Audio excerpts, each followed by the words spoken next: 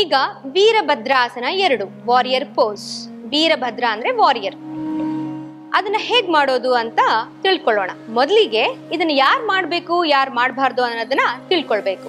ಇದು ನಮ್ಮ ಕಾಲಿಗೆ, ನಮ್ಮ ತೊಡೆ ಭಾಗಕ್ಕೆ, ಮಾಂಸಖಂಡಗಳಿಗೆ, ಹಿಮ್ಮಡಿಗಳಿಗೆ ಹಾಗೂ ನಮ್ಮ ಮಂಡಿಗಳಿಗೆ ಬಲವನ್ನ ಕೊಡೋದ್ರ ಜೊತೆಗೆ ನಮ್ಮ ಇಂಟರ್ನಲ್ ಆರ್ಗನ್ ಆದಂತಹ ಜಠರಾಗ್ನಿ ಇರಬಹುದು, ಜಠರ ಇರಬಹುದು, ಮೇದು ಗ್ರಂಥಿ ಇರಬಹುದು, ಅಥವಾ ನಮ್ಮ ಮೂತ್ರ ಜನಕಾಂಗಗಳಿರಬಹುದು, ಅವಕ್ಕೆಲ್ಲವಕ್ಕೂ ಇದೊಂದು ಸಕಾರಾತ್ಮಕ ಬೆನಿಫಿಟ್ಸ್, ಉಪಯೋಗಗಳನ್ನು ಕೊಡುವಂತಹ ಇದೊಂದು ಆಸನವಾಗಿದೆ.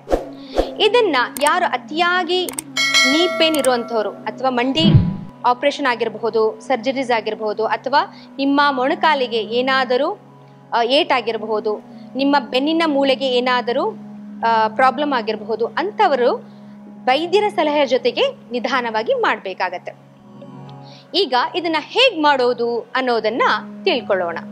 ಈಗ ನಮ್ಮ ಬಲಗಾಲು ಎಡಗಾಲಿನ ನಿಂದ ಒಂದು 3 ರಿಂದ 4 ಅಡಿಗಳ ದೂರವನ್ನ ಇಟ್ಕೊಳ್ಬೇಕಾಗತ್ತೆ.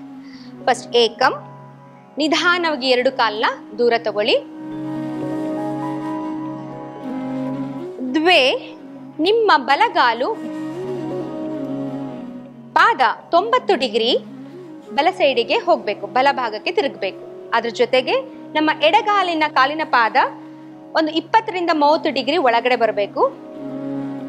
ದ್ವೇ, 2 ಕೈ ನಿಮ್ಮ ಶೋಲ್ಡರ್ ಸೈಡ್ಗೆ ಬರಬೇಕಾಗತ್ತೆ, ಸಮಾಂತರವಾಗಿರಬೇಕು 2 ಕೈ. ನಿಧಾನವಾಗಿ ನೀನ ನಮ್ಮ ಮಂಡಿಯನ್ನ ಬೆಂಡ್ ಮಾಡಿ ಕತ್ತನ್ನ ತಿರುಗಿಸ್ಕೊಳ್ಳಿ.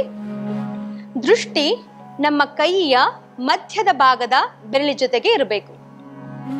ಯಾವುದೇ ಕಾರಣಕ್ಕೂ ನಮ್ಮ ಮಂಡಿ ನಮ್ಮ ಕಾಲಿನ ಬೆರಳನ್ನ ದಾಟಬಾರದು, ಹಾಗೂ ಈ ತೊಡೆಯ ಭಾಗ ಸಮಾಂತರವಾಗಿರಬೇಕು ನಮ್ಮ ನೆಲಕ್ಕೆ.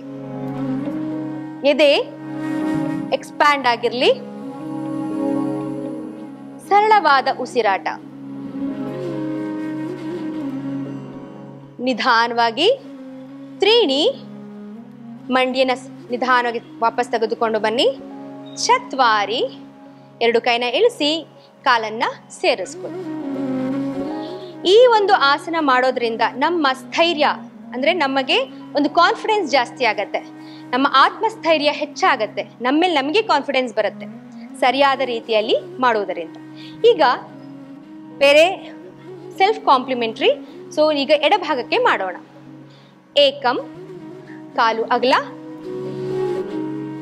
ನಿಧಾನವಾಗಿ ನಿಮ್ಮ ಎಡಗಾಲನ್ನ ತಿರುಗಿಸ್ಕೊಳ್ಳಿ. ದ್ವೇ, 2 ಕೈ ನಿಮ್ಮ ಶೋಲ್ಡರ್ ಲೆವೆಲ್ಗೆ ಬರಲಿ. Try to expand the chest. ನಿಮ್ಮ ದೃಷ್ಟಿ ಕೈಯ ಮಧ್ಯದ ಬೆಲ್ಲಿನ ಮೇಲಿರಲಿ. ನಿಮ್ಮ ಮುಖ ಪ್ರಸನ್ನತೆಯಿಂದ ಕೂಡಿರಲಿ.